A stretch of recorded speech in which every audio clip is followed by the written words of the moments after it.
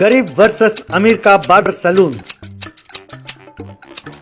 लक्ष्मीपुर नाम का एक गांव था। उस गांव में पटवारी नाम का एक बार्बर एक पेड़ के नीचे कुर्सी लगाकर उसमें बच्चों को बिठाकर उनका कटिंग करता था। एक दिन विशाल नाम का एक रिच बार्बर कार में उसके पास पहुंचा।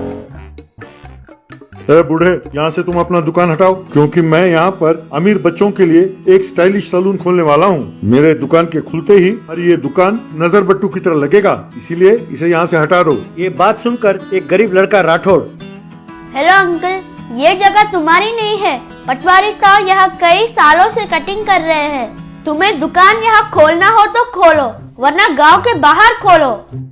क्यों रे छोटे, जबान बहुत चल रही है तुम्हारी। तुम्हें अब पता नहीं चलेगा, जब मेरा सैलून खुल जाएगा और अमीर बच्चे यहाँ आकर कटिंग कराएंगे, तब तुम लोगों को छठी की दूध याद आएगी। कहकर वहाँ से चला गया। कुछ दिनों बाद पटवारी के दुकान के सामने ही विशाल ने एक रिच सैलून खोला। सारे अमीर बच्चे वहाँ हेयर कट कराने के लिए आने लगे। वहाँ सब बच्चे कार के आकार में बने कुर्सी में बैठकर कटिंग कराने लगे।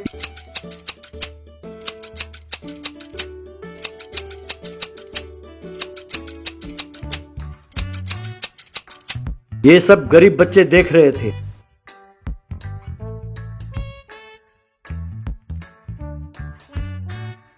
यार राठौड़, उस सैलून की दुकान तो बहुत बढ़िया है यार। उसमें वो कार चेयर जो है बहुत ही बढ़िया है। इतना ही नहीं यार, सुना है कि वो विशाल बहुत टैलेंटेड है। अरे ऐसे कोई बात नहीं है यार, उसमें कोई खासियत नहीं है। ऐसे लोग ऐसे करके ही अमीर बच्चों से पैसे आइंक लेते हैं। सच तो ये है कि हमारे पटवारी तो विशाल से भी बढ़िया कटिंग करते हैं। एक दिन बबलू नाम का अमीर लड़का विशाल के दुकान पर आया। वो कुर्सी में बैठा और जब विशाल कटिंग शुरू करने लगा। क्यों अंकल, सुना है कि आपको कटिंग ठीक से करना नहीं आता। कहते हैं कि आप सिर्फ अपने दुकान को सजाकर हमसे पैसे आइंक लेते हो। क्या ये सच है? अरे बबलू बेटे, तुम तो मेरे टैलेंट को जानते ही हो, वरना तुम इतने बार मेरे दुकान पर क्यों आते। तुम जैसों से प्रशंसा पाना कोई साधारण बात तो है नहीं। ये तो ठीक है, पर जब मैं अभी अंदर आ ही रहा था कि वो राठौड़ आपके बारे में अनाप शनाप बोल रहा था। मुझे वो राठौड़ और वो पटवारी साहब बिल्कुल पसंद नहीं है। उन्हें किसी तरह से यहाँ से भगाना होगा। बोलो क्या करे? अरे बेटा, ऐसे लोगों के मुंह नहीं लगते। छोड़ो, जाने दो। किसी दिन उस पटवारी की कुर्सी को ले जाकर कूड़ेदान में फेंक देते हैं, फिर वो कमीना यहाँ नहीं आएगा। वो काम हम क्यों नहीं कर सकते हैं? एक काम करते हैं, उस बूढ़े को उकसाते हैं और तुम दोनों का मुकाबला करते हैं। वो आपसे जरूर हार जाएगा, तब वो खुद अपनी कुर्सी को ले जाकर कूड़ेदान में फेंक देगा। बबलू की ये बात सुनकर विशाल मान गया। फिर विशाल और बबलू बाहर आए और राठौड़ को खूब उकसाने लगे। तब राठौड़ भी शर्त के लिए मान गया।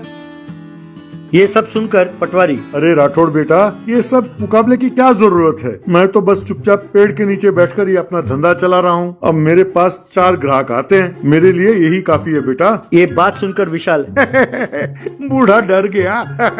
अरे बूढ़ो डर गया रे, अरे डर गया रे, बूढ़ो डर गया रे। क्यों राठौड़ बच्चे, देखा, चुपचाप बबलू और मुझसे माफी मांगो और यहाँ से चलते बनो। ये क्या ताऊ, आपने ऐसा क्यों किया? अरे अपनी काबिलियत पे आपको कुछ भरोसा ना हो तो क्या करेंगे? मैं नहीं जानता था कि आप ऐसे कहोगे। अरे रहने दो ये सब नाटक, चुपचाप दोनों यहाँ आओ और हमसे माफी मांगो। तब पटवारी को बहुत गुस्सा आया। मैं मुकाबले के लिए तैयार हूँ। अगर मैं हार गया तो मेरी कुर्सी यहाँ से निकाल दूंगा, और अगर तुम हार गए तो हफ्ते में एक बार एक गरीब बच्चे का मुफ्त में कटिंग करना होगा। क्यों, मंजूर है? विशाल इस शर्त के लिए मान गया। अगले दिन दोनों का मुकाबला हुआ। विशाल ने कुछ अमीर बच्चों का अलग अलग तरह से कटिंग किया।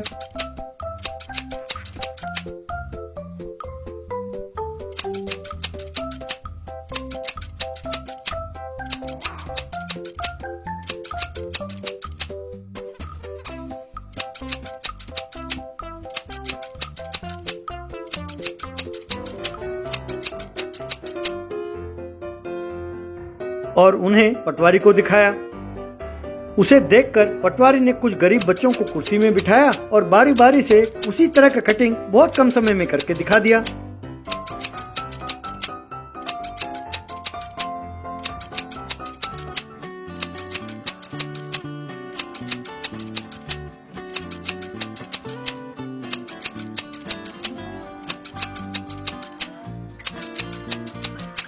ये देखकर वहाँ खड़े लोगों ने ताली बजाई। ठीक है भैया, मैं मानता हूँ कि मैं शर्त हार गया और शर्त के अनुसार हफ्ते में एक दिन एक गरीब बच्चे का मुफ्त में कटिंग करूँगा। देखो भैया, यार तुमसे मुफ्त में कटिंग कराने के लिए कोई नहीं आने वाला है, पर याद रखना कि हुनर के पैसों के साथ कोई संबंध नहीं है। बस इतना याद रखो, हर एक के पास हुनर होता है, पर तुम भी नहीं हारे। फर्क इतना है कि कटिंग करने के लिए तुम्हें ज्यादा टाइम लगता है, बस। ये बात सुनकर विशाल शर्मिंदा हुआ और पटवारी से माफी मांगा।